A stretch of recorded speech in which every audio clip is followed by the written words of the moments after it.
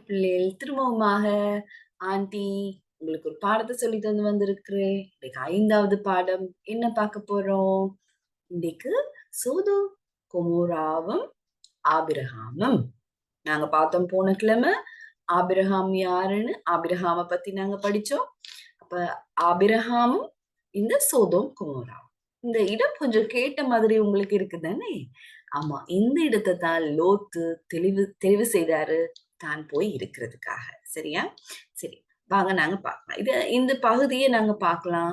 தொடக்க நூல் 18ஆம் அதிகாரம் 23ஆம் வசனத்திலிருந்து 33ஆம் வசனம் வரையிலான பகுதியில பார்க்கலாம். இப்ப நாங்க பார்க்கிறோம், என்ன ஆபிரகாம் என்ன செய்றாரு அப்படின்னு. நான் ஆண்டி உங்களுக்கு முதல்லயே சொன்னேன், இந்த பிரதேசம் சரியான இந்த பிரதேசத்துல இருந்த மக்கள் எல்லாம் நிறைய பிழை செய்தாங்க. நிறைய பாவங்கள் செய்தாங்க. ஆண்டவருக்கு விருப்பமில்லாத காரியத்த செய்தாங்க. நீங்க செய்ய வேணான்னு சொல்லியிருக்கிற காரியங்கள தான் நாங்க இங்க பாவம்னு சொல்றோம். ஏன்னா, அதாவது கடவுள் எங்களுக்கு செய்ய வேணாம் அப்படின்னு சொன்ன காரியங்கள, அ உகந்தது இல்லன்னு சொல்ற காரியங்கள நாங்க பாவம்னு சொல்றோம். அப்படியாக ஆண்டவர் வேணாம், இது அருவருக்கிற காரியங்கள், இது விருப்பம் இல்ல, இத செய்யக்கூடாதுன்னு சொன்ன காரியங்கள் எல்லாத்தையும் தைரியமா செய்துட்டு வந்தாங்கன்றத நாங்க பார்க்கிறோம். அப்ப ஆண்டவர் என்ன செய்றாரு? மிகவும் கோவம் பெருகிட்டு, என்ன சொன்னா ஆண்டவர் பொறுமையா இருப்பாரு. ஆனா ஒரு அளவு இருக்கு அந்த பொறுமைக்கும். என்ன? நாங்க பார்க்கிறோம். சொல்லி மாற இல்ல. அதனால ஆண்டவர் அந்த இடத்த அழிக்க போறேன்னு சொல்லிட்டு ஒரு டிசிஷன் எடுக்கிறத நாங்க பார்க்கிறோம். அதாவது அப்ப ஆபிரகாம் என்ன செய்றாரு? இப்ப இப்படி செய்ய போறேன்னு சொல்லி ஆண்டவர் சொல்றாரு, நீங்க கீழ்ப்படிஞ்சு நல்ல பிள்ளைகளா என்னோட இருக்கிற நேரம், நான் உங்களோட ஒரு ஃப்ரெண்ட போல இருப்பேன்" அப்படின்னு சொல்லிட்டு, ஃப்ரெண்டோட கதைக்கிற மாதிரி தான் ஆண்டவர் என்ன செய்தாரு, ஆபிரகாமோட நல்ல ஒரு உறவ வச்சுட்டு இருந்தாரு. அப்போ ஆபிரகாமுக்கு இத சொல்றாரு. அப்ப ஆபிரகாம் என்ன செய்றாரு, ஆண்டவர்ட்ட அவங்களுக்காக பரிந்து மன்றாடுறாரு. அதாவது எப்படி? ஆண்டவரே, 50 நீதிமான்கள் நீங்க வந்து அ நீதிமான்களையும், பிழை செய்ற ஆக்களையும் 2 பேரையும் அழிக்க போறீங்களா? அந்த நாட்டுல சில நேரம் 50 நீதிமான்களாவது இருக்கலாமே! 50 நல்லது செய்றவங்களாவது இருக்கலாமே! நீங்க சொன்னதுபடி கீழ்ப்படிறவங்க இருக்கலாமே! அப்ப அவங்களும் அழிக்கப்படுவாங்களே! அப்படின்னு சொல்லி சொல்றத நாங்க இங்க பார்க்கிறோம். ஆனா, ஆண்டவர் சொல்றாரு, ஆமா நான் அப்படி 50 பேர் இருந்தாங்கன்னு சொன்னா, நான் அத அழிக்க மாட்டேன். அப்புறம் என்ன செய்றாரு? அத குறைக்கிறாரு. 45 பேர் 5 பேர் குறையிறாங்கன்னு வைங்களேன் ஆண்டவரே.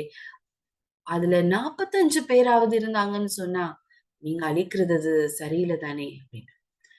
ஆண்டவர் சொல்றாரு, சரி அப்படியா இருந்தாலும் நான் அழிக்க மாட்டேன். அப்ப 40 பேர் இருந்தாங்கன்னு சொன்னா, நான் அழிக்க மாட்டேன். 30 பேர், 10 பேர், 10 பேருக்கு வந்துட்டாங்க. அப்ப ஆண்டவர் அழிக்க மாட்டேன்னு சொல்லிட்டு போறத நாங்க பார்க்கலாம். ஆனா கடைசியா என்ன நடந்துச்சு?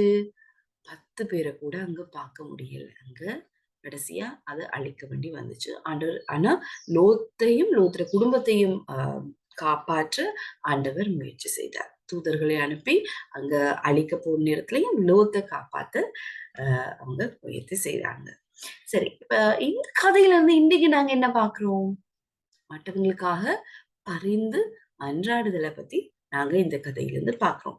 ஆபிரகாம் இவ்வளவு அழகா மற்ற ஆட்களுக்காக ஆண்டவர்ட்ட பரிந்து பேசுறாரு. இல்லாட்டி அவருக்கு வேணா நீங்க நினைச்சிருக்கலாம். லோத்தும் அங்க தான் இருக்காரு.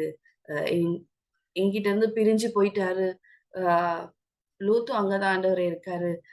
அப்ப நீங்க அழிக்கிறது டக்குன்னு அழிங்க அப்படின்னு சொல்லி சொல்லியிருந்திருக்கலாம். இல்ல இல்லையா? அவர் என்ன செய்றாரு?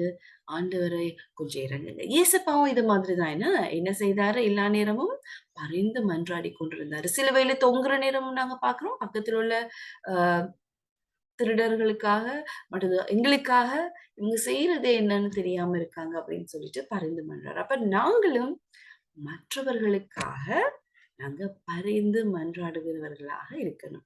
சில நேரங்கள் எங்கட கிளாஸ்ல சில நேரம் நாங்க பிழை செய்ற ஆட்கள தெரிஞ்சு கொண்டிருக்கலாம். சொல்லுவோமே, ஒரு உங்களோட ஃப்ரெண்ட் களவெடுத்துட்டா. உங்களோட ஒரு விருப்பமான சாமானு உங்களுக்கு சொல்லாம எடுத்துட்டாங்க. அதுக்காக நீங்க கோபத்த வச்சு கொண்டிருப்பீங்களா? இல்ல. நீங்க என்ன செய்யணும்? அவங்களுக்காக ப்ரே பண்ணணும். நீங்க சரியானத சொல்லிக் குடுக்கணும். சரியா? அப்ப நீங்க அவங்களுக்காக ப்ரே பண்ணணும். இவங்கள மன்னிங்க. இவங்க தெரியாம செய்றாங்க. ஆனா இவங்க இனி நல்லத செய்வாங்கன்னு. அப்படியான ஒரு நல்ல ஒரு பழக்கத்த நாங்க எங்களுக்குள்ள என்ன செய்ய இருக்கு? வளர்த்துக்கொள்ள இருக்கு. சரி, வாங்க நாங்க இனி அடுத்து நாங்க ஒரு பாடல பாடிட்டு வந்துடலாம்.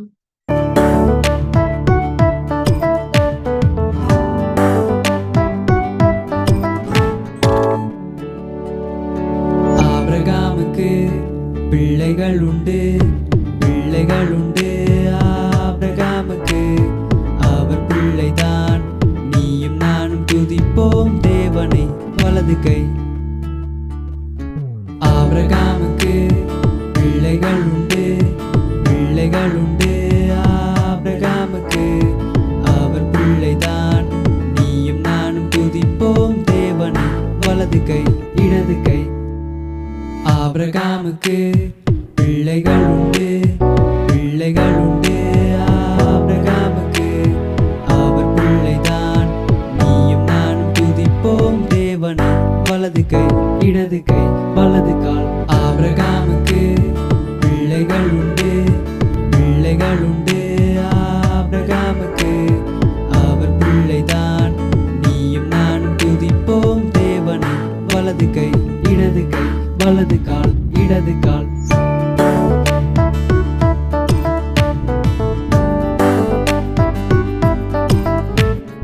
ஆபிரகாமுக்கு பிள்ளைகள் உண்டு, பிள்ளைகள் உண்டு. ஆபிரகாமுக்கு அவர் பிள்ளைதான். நீயும் நானும் துதிப்போம் தேவனை வலது கை இடது கை வலது கால் இடது கால் தலையசை. ஆபிரகாமுக்கு பிள்ளைகள் உண்டு, பிள்ளைகள் உண்டு. ஆபிரகாமுக்கு அவர் பிள்ளைதான்.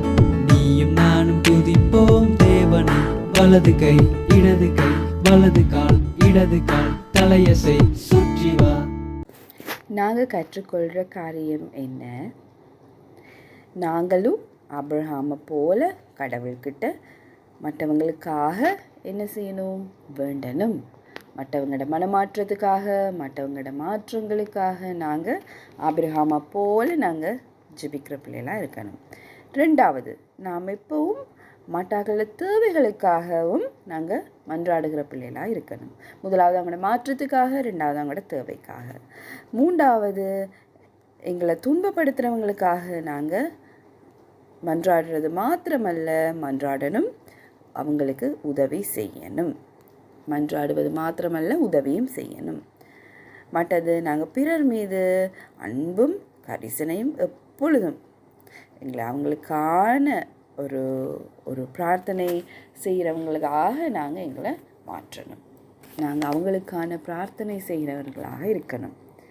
சரி பிள்ளைகள், வாங்க நாங்கள் இன்றைக்கி மனன வசனத்துக்கும் அப்படி போகலாம். ஒருவர் மற்றவருக்காக இறைவனிடம் வேண்டுங்கள். ஒருவர் மற்றவருக்காக இறைவனிடம் வேண்டுங்கள். யாக்கோபு 5 அதிகாரம் 16 வசனம்.